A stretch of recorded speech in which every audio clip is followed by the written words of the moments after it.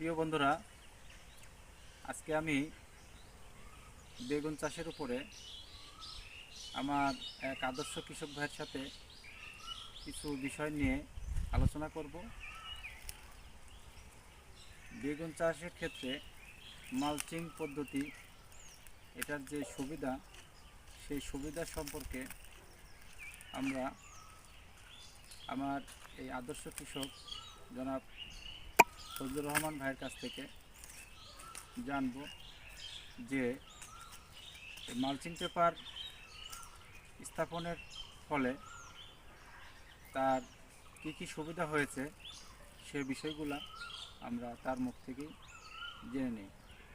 ভাই, আপনি আমার দর্শকদের একটু শেয়ার করেন যে আসলে আপনি এই যে মালচিং পেপার স্থাপন করছেন, এটা আপনি লাভবান হয়েছেন না ক্ষতিগ্রস্ত হয়েছেন, বা লাভবান হয়ে থাকলে কী কীভাবে লাভবান হয়েছেন, এই বিষয়গুলো একটু যদি বলতেন। আসলে বর্তমান যে তাপমাত্রার যে বিষয়টা, আবহাওয়ার পরিবর্তন, সেই বিষয়ে আমি অনেক জায়গায় দেখছি। দেখার পর নিজে একটা সিদ্ধান্ত নিচ্ছি, দেখা যায় কি হয়।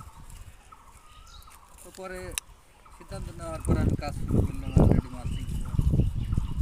প্রথম অবস্থায় খরচটা বেশি হয়, বেড মেড করা, মালচিং পারা। তারপরে আর তেমন একটা খরচ হয় না, হালকা কিছু পানি, সার, সেচ, এগুলি। লেবার খরচ প্রথম অবস্থায় যা হয়, পরে আর হয় না। পরে হয় না বলতে আপনি কি বলছেন, যে জমিতে যে আগাছা হয়? আগাছা দমন করার জন্য তার লিভারের প্রয়োজন হয় না, স্প্রে করে বীজ দিলে হয়ে যাচ্ছে আগাছা দমন। এতে গাছের কোনো ক্ষতি না, হয় না? গাছে তো করবেই না। আচ্ছা, আপনি যে সার ব্যবহার করছেন, এই সারটা কি জমি তৈরি করার সময় হ্যাঁ, দিয়েছেন? জমি তৈরি করার সময় সব রকমের সার একবারে দিয়ে বেড করার পর মালচিং পাইছি, তারপরে গাছ পরবর্তীতে আর সারের প্রয়োজন না। এ হয়নি? পর্যন্ত সার দেয়নি, 2 মাস বয়স হয়েছে গাছে। আচ্ছা, যদি আপনার সারের প্রয়োজন হয় সেক্ষেত্রে আপনি কিভাবে সারটা প্রয়োগ করবেন? সেক্ষেত্রে সার, এই যে সেচের আগে এই যে লালি ছিটে সেচ দিলে পরে ওই সার গাছ খাবে, যেহেতু জমিতে কোনো আগাছা নাই। আগাছা নাই, শেকড় দুই সাইডে রান হ্যাঁ, করছে। শেকড় 2 সাইডে রাখবে। আচ্ছা, এটাই আরেকটা সুবিধা। বিষয় আরেকটা বিষয় আমাদেরকে অবগত করেন, যে এই যে মালচিং পেপার, এই মালচিং পেপার দেওয়ার ফলে কি আপনার সেচ কম লাগতেছে? সেচ কম লাগতেছে, পোকামাকড় কম লাগতেছে। সেচ কম লাগতেছে, পোকামাকড় কম লাগতেছে। প্রিয় বন্ধুরা, আমার এই কৃষক ভাই আমাকে বলতেছেন যে মালচিং পেপারের বহুবিধ সুবিধা রয়েছে। অনেক প্রথমত সুবিধা। প্রথমত জমিতে লেবার খরচ কম লাগে। তিনি আমাকে যে বিষয়গুলো অবগত করছেন, যে একটা জমিতে, 1 বিঘা জমিতে যদি আগাছা দমনের ক্ষেত্রে যদি লেবার নেওয়া হয়, তাহলে কমপক্ষে 10টা লেবার লাগতো। সেখানে সে মালচিং পেপার ব্যবহার করার কারণে তার মাঝখানে যে অংশটুকু থাকে সেখানে সে আগাছানাশক স্প্রে করে জমিটা ক্লিয়ার করে রাখছে।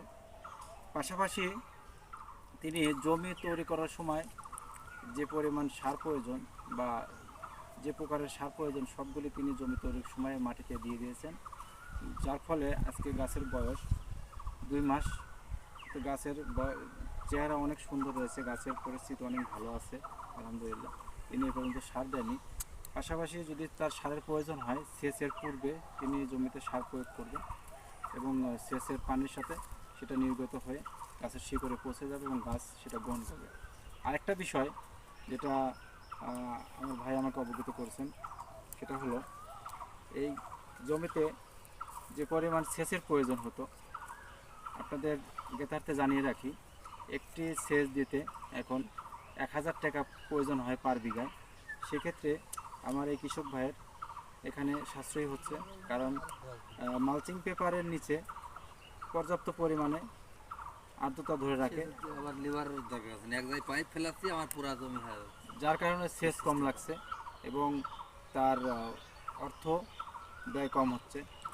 সার্বিকভাবে তিনি আমার দৃষ্টিতে লাভবান হবেন।